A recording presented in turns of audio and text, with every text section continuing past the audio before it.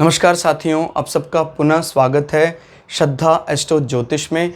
आज हम लोग कवर करने वाले हैं मकर लगन की कुंडली में यदि राहु पंचम भाव में बैठे हैं तो क्या फल है। हम ये भी कह सकते हैं मकर लगन की कुंडली में वृषभ राशि का राहु किस प्रकार का फल देता है। तो आइए शुरुआत करते हैं आज की क्लास का। लग्न या प्रथम भाव से गिनेंगे तो यह आएगा पाँचवा भाव, पंचम भाव। पाँचवा भाव हमारे एजुकेशन सर्टिफिकेशन कोर्सेज की बात करता है। सडन गेन, रोमांस पंचम भाव से देखा जाता है। आपके जीवन में कितने लोग आपको मानते हैं या फैन फॉलोइंग पंचम भाव से देखा जाता है। पांचवा भाव अगर बहुत मजबूत होता है तो परिवार को एक इज्जत विरासत में मिलती है। मतलब कोई ऐसा प्रतिष्ठित पद, कुल पुरोहित, राजपुरोहित या जमींदारी, कोई इस प्रकार का कोई भी पद, सम्मान वैसे ही रहता है परिवार का।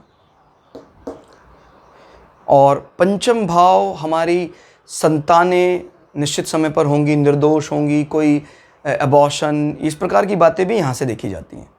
अभी यहाँ पर वृषभ राशि का राहु है। वृषभ राशि शुक्र की कुटुंब भाव रिप्रेजेंट करता है काल पुरुष की कुंडली में,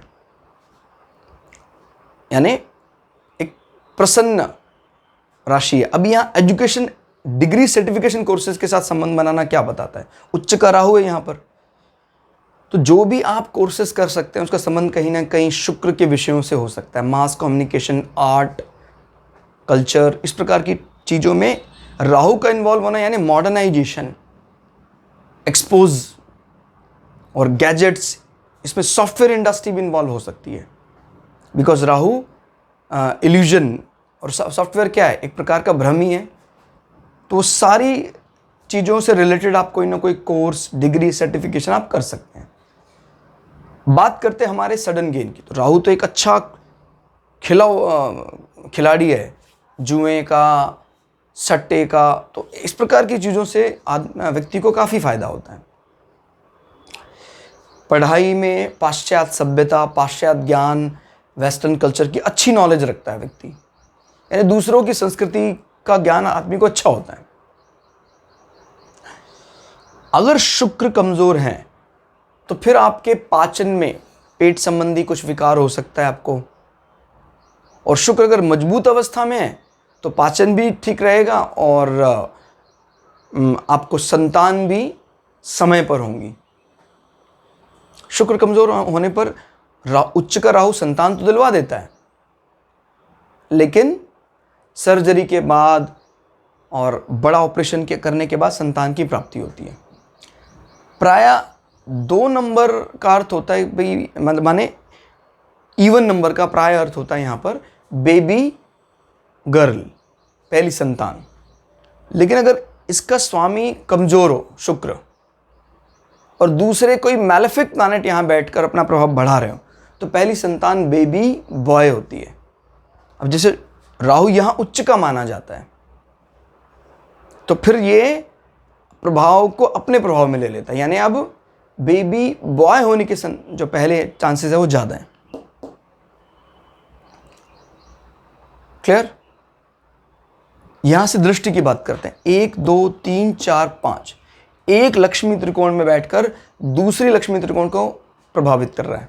और आपको पता है ये पृथ्वी तत्व राशि होती है, ये तत्वों का अध्ययन भी बेहद जरूरी है। अगर आपकी कुंडली के 2 पृथ्वी तत्व राशियां या तीनों पृथ्वी तत्व राशियां मजबूत है तो आदमी मटेरियल के संग्रह में बड़ा प्रवीण होता है, वस्तुओं का अच्छा खासा संग्रह जोड़ने में कामयाब हो जाता है। और राहु जैसे ग्रह तो पृथ्वी तत्व राशियों में अच्छे हैं, वायु तत्व राशियों में भी अच्छे हैं। उनको सिर्फ जल तत्व और अग्नि तत्व राशियों से दिक्कत है राहु को। जैसे यहां से गिनते हैं 1 2 3 4 5, तो 5वीं दृष्टि से राहु दूसरी पृथ्वी तत्व राशि यानी बुध की इंटेलिजेंट फेस माना जाता है, कन्या राशि को देख रहे हैं। भाग्यवान महसूस करेगा जातक अपने आप को, और भाग्य बली करने का कारण कहीं ना कहीं बुध की सिटिंग और पंचम भाव बताएगा। ध्यान रखिएगा, बुध अगर स्वग्रही बैठा हुआ है तो उच्च का बुध माना जाता है नवम भाव में, माने कन्या राशि में, और अब नवम भाव में बैठा हुआ है तो कहना ही क्या। उच्च का बुध नवम भाव में स्वग्रही होकर बैठा है। क्या कॉम्बिनेशन बन रहा है। बुध एकलौता ऐसा ग्रह है जो अपने ही घर में एक्सेल्ड या उच्च का हो जाता है। और राहु की दृष्टि है सोने में सुहागा करती है। आदमी की धार्मिक इमेज बहुत अच्छी होगी। ओवरऑल दिखावा भी बहुत अच्छा करता है आदमी। बढ़िया समाज में जब कभी भी दोनों लोगों के सामने आता है तो लोग उसको बड़ा आदर सम्मान करते हैं। लेकिन देखिए, याद रखिएगा, राहु का धर्म विशेष से कोई ज़्यादा लगाव नहीं है। क्लियर? तो ये ध्यान रखना है कि जो ट्रेंड में चली आ रही चीज़ें हैं उनका व्यक्ति विरोधी होता है। एक प्रकार से अच्छा तब मानना है जब बुध फेवर कर रहा है। रूढ़ियों को नहीं मानेगा आदमी, रूढ़ियों को नहीं मानेगा। राहु ट्रेंड से हटकर चलने की बात करता है। अब जैसे अगर मान लो राहु की यहां दृष्टि पड़ रही होती और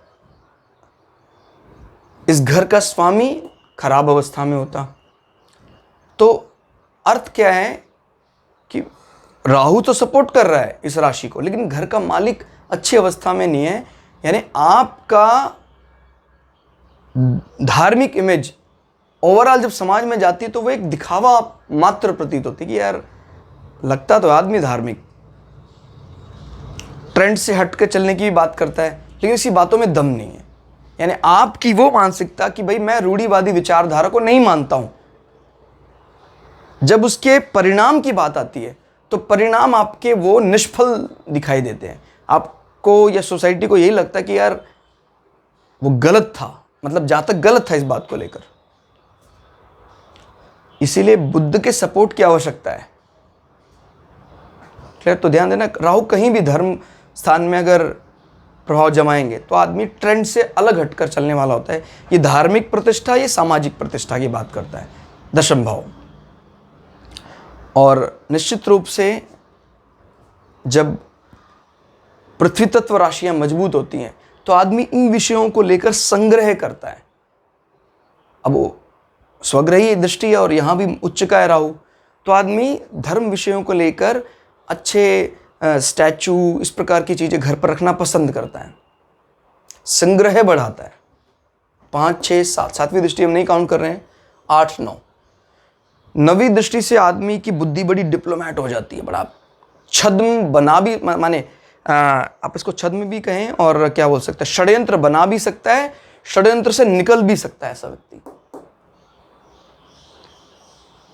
शनि कमजोर होने पर ये कहीं ना कहीं सर के हिस्से में, इस हिस्से में चोट के या निशान, इस प्रकार की बात करता है। कोई निशान होगा या चोट लग सकती है। तो ओवरऑल राहु का रिजल्ट हमने देखा, यहां अच्छा परिणाम देते हैं राहु। ध्यान रहे, हर बार यहां अच्छा परिणाम देंगे ऐसा नहीं है, राशि का सपोर्ट है यहां पर, इसलिए परिणाम अच्छा होगा। क्लास आपको कैसी लगी कमेंट करके जरूर बताइएगा। मिलते हैं अगली क्लास में, तब तक के लिए जय श्री भगु पराशरा, जय श्री शुक्राचार्य, नमस्कार।